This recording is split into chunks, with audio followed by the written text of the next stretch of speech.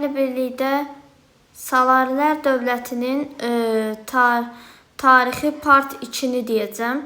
Bu videomuzda 950-ci ildən 965-ci ilə qədər olacaq mövzumuz.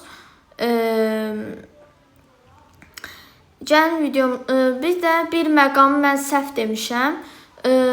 Demişəm ki 941-ci ildən 950-ci ilə qədər Mərzban ibn Məhəmməd hakimiyyətdə olub. Xeyr, bunu beynimizdən çıxardın, çünki səhv demişəm.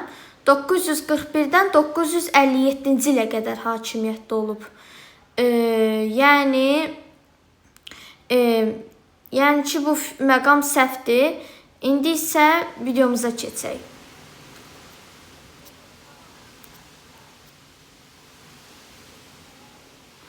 Bəli, Salarilər dövləti güclü idi və Mərzban ibn Məhəmməd isə onun başında idi.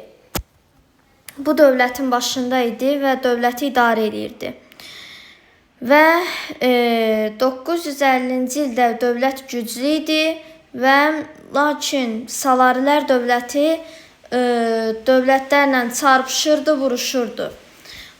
951-953-cü illərdə isə yenə dövlət güclü idi, amma yenə də Salarilər dövləti vuruşurdu. Lakin 954-956-cı ildə artıq feodallar baş qaldırmağa başladılar. Və lakin yenə də Mərzban ibn Məhəmməd daxili sabitliyi qoruyub saxlaya bilirdi. 957-ci ildə isə Mərzban ibn Məhəmməd vəfat etdi və hakimiyyətə onun oğlu Cüstan ibn Mərzban çıxdı.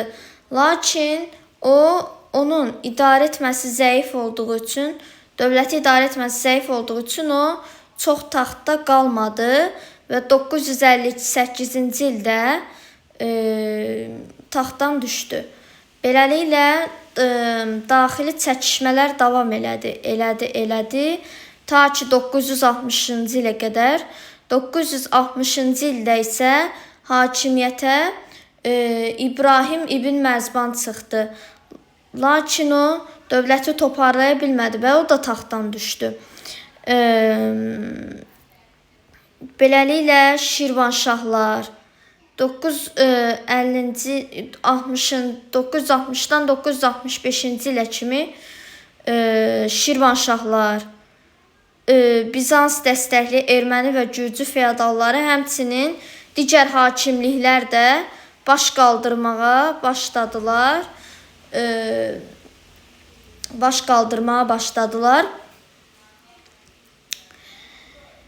Və beləliklə Salarilər dövləti isə getdikcə zəifləməyə doğru gedirdi. Bugünkü videomuz bu qədər idi. Görək part 3-də nələr olacaq. Sağ olun, özünüzə yaxşı baxın. Gələnki videolarda görüşərik.